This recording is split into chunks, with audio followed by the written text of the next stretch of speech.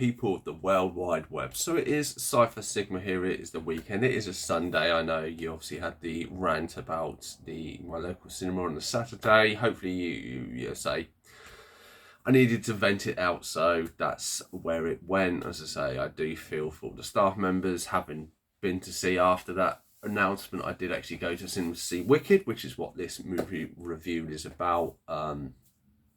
It was a very early showing. There was only 4 people in Wicked.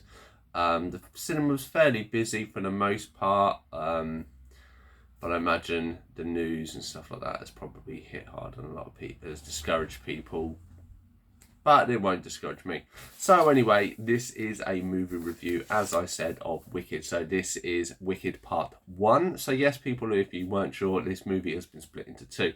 This is taken from the Broadway musical Wicked, which is basically a kind of retelling the story of the Wicked Witch of the West, as she was born and grows up, and kind of her school years, so to speak. That's what the first film kind of covers. If you've seen the trailer, it kind of is a little bit apparent it is. It's not a side you kind of see. There is no after credit scene. It is 2 hours and 40 minutes long, and I did enjoy it. I have seen the stage show. I mean, you're talking over 10 years ago, so I don't remember a lot of stuff. I remember a few bits, but that is it. So I will stick the spoiler review up and we shall get into it. So yes, so this movie, it is directed by John M. Chu. He previously worked on In the Heights, Crazy Rich Asians, Now You See Me Too, and I think G.I. Joe Retaliation, among a few other ones, German Holograms and a few other movies there. So he's had very mixed kind of movies. I know Retaliation, German Holograms didn't do that well. In the Heights, I think, did do that well. Now You See Me Too was quite good. This brings in the cast of Cynthia Erivo, if I pronounce the name as Elphaba. She is the Wicked Witch, the lady in green, so to speak. Ariana Grande as Galinda, as she starts off, or Galinda as we go on, and that will be explained. We have Jeff Goldblum as the the Wizard. Michelle Yeoh as Madame Morrible. Jonathan Bailey as Fiero, and Ethan Slater as Buck. So as the movie would start, the movie starts off with the Wicked Witch of the West being defeated by Dorothy when she has the water thrown over her from the Wizard of Oz. The movie actually starts out as the flying monkeys coming out of the castle, from the Emerald City, flying around, and then you get to see Dorothy and that walking the Yellow Brick Road, and then it kind of leads, or does it lead up to the Emerald City, or it leads up to a city at the end, maybe where she was born or the school. I can't quite remember. And this was done really, really well. I think if this was in 3D or you had the 4D where the chairs move stuff, that would be actually quite great to have experienced in that one. But you see them escape, and basically as it escaping, you hear the announcement that the Wicked Witch is dead, and it explains that obviously Dorothy had killed her. Then we go to one of the main towns, I think it's Munchkin Town, and basically they're all singing that the Wicked Witch is dead. Galinda comes down, and then there is a kind of discussion. Yes, Galinda confirms she is dead. They burn this kind of statue. It's all hooray, evil's done. And then some of the kids in the village are basically asking about where does evil come from and stuff like this. And did she know Elphaba, the Wicked Witch? And Galinda goes, yes, we went to school. We were friends. I kind of know. And it was very and ahhing over this, and then we have the flashback, or that kind of sets the stage for the movie, and then the movie rewinds. You have the governor, the governor's wife. They're all merry, but she was kind of sleeping around. She drinks out this green vial, and then when she has their first child, obviously it's Elphaba, she comes out green. The dad is obviously very against her, doesn't like it, doesn't want anything to do with her. Their nanny, the bear, looks after her, so you have quite a few animals interacting here. Then as time slowly moves past, the animals kind of dwindle down, and this is kind of the underlying story that you will see in here. And then as you see Elphaba slowly growing up as a young girl, she has a younger sister as well, and this is the girl in a wheelchair. And then obviously and it's all about her obviously being recalled, but you can see she kind of has some sort of magical powers, you don't quite tell. And then we skip forward again to the sister in a wheelchair, going to the magical school. She has been chosen, she's going there. The dad doesn't want her to be left alone and kind of pressures Elphaba to go with her. This is where Elphaba meets Galinda first of all. Galinda's parents drop her off. A big surprise, people who don't know, if you've seen the Broadway, Galinda's mum is one of the people who used to do the Broadway, I think maybe the UK version of this. But obviously they have this altercation as the father is very overbearing, has kind of hired people within the school to look after the girl in the wheelchair. Elphaba gets a bit upset and then causes some magic and moves some stuff around. This kind of highlights her power to Madame Morrible, Michelle Yeoh's character, and she takes an interest in and enrolls her, and that's magically how she gets brought into the school. Galinda, accidentally trying to ask what went wrong when all this stuff is moving, that's when she accidentally volunteers to have Elphaba in her room. And then this is kind of how the story goes on, and as you meet, Elphaba is quite an outcast. Galinda is the popular girl, and that's how kind of stuff goes on. School starts to move on. You meet the other characters, like the Munchkin character Boq, who is very much in love with Galinda. But Galinda is obviously all being about that. She actually has an interest in Fiyero, who comes into it slightly later. It kind of, as the school year goes on, you learn that obviously Elphaba has a very connection with animals who talk, and this is there is only one teacher, or there's a few teachers that do it, but he is the last one. And then you can hear there are he likes talking about it, and then when he revolves one of these signs, someone has put a nasty message on there. She follows him later in that day and discovers all these talking animals talking, and basically there's some sort of conspiracy going on, and all the talking animals that people are trying to get rid of, they shouldn't be talking, stuff like that. And it's kind of foreshadowing, because earlier on when Elphaba moves all the stuff, she knocks this kind of wizard stone circular disc that's on the side of the building. Behind it is animals, and that's, I think, a little bit of a foreshadowing.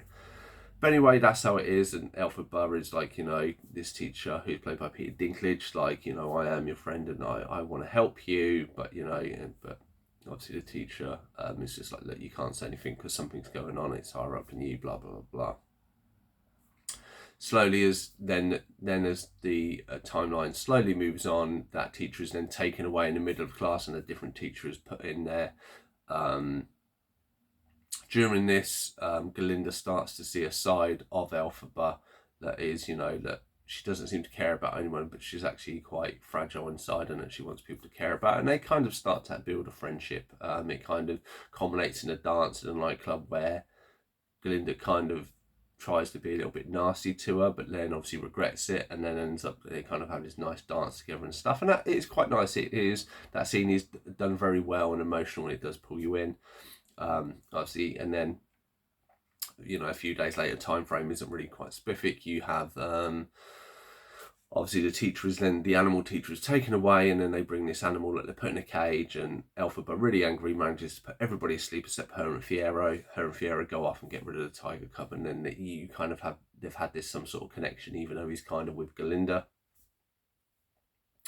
But during this process, Madame Morrible comes across the fact that everybody's asleep, realises that Elphaba's done it, and then she writes to the wizard, and the wizard invites Elphaba to go to the Emerald City to see her.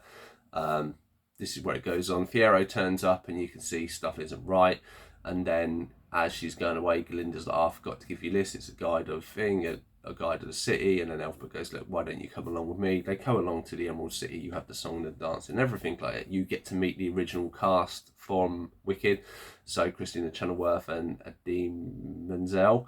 They're doing this stage show, done very, very cleverly for them, and good to have them in the movie in a small part.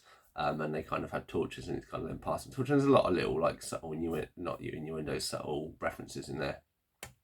Anyway, they go to meet the wizard.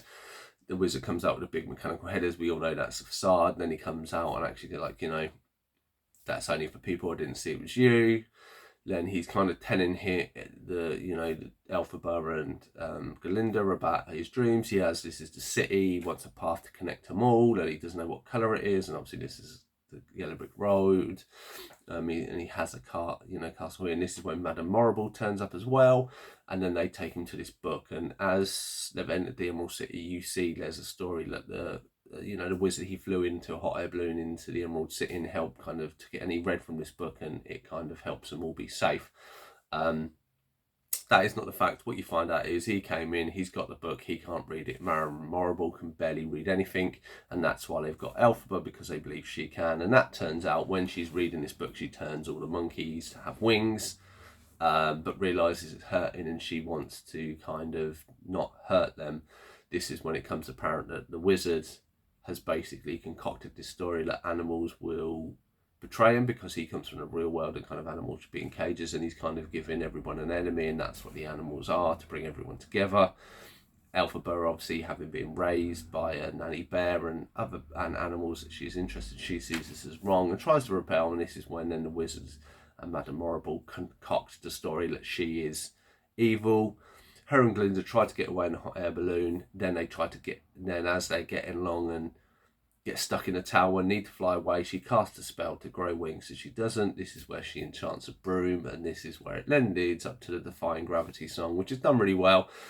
Glinda gives her a cape and she flies off and that, and it's done really, really well. The CG is really, really done. The song is split up, and I think it's slightly changed. I could be wrong. I think some of the words maybe have been slightly changed, but it's great to see, and it kind of builds you up to this joy of, then the movie stops. And that is exactly where the stage show is. The stage show ends with Elphaba getting on her broom. She flies up above the audience. Spoiler if you haven't seen it. And then she sings Defying Gravity, and that's where it ends halfway.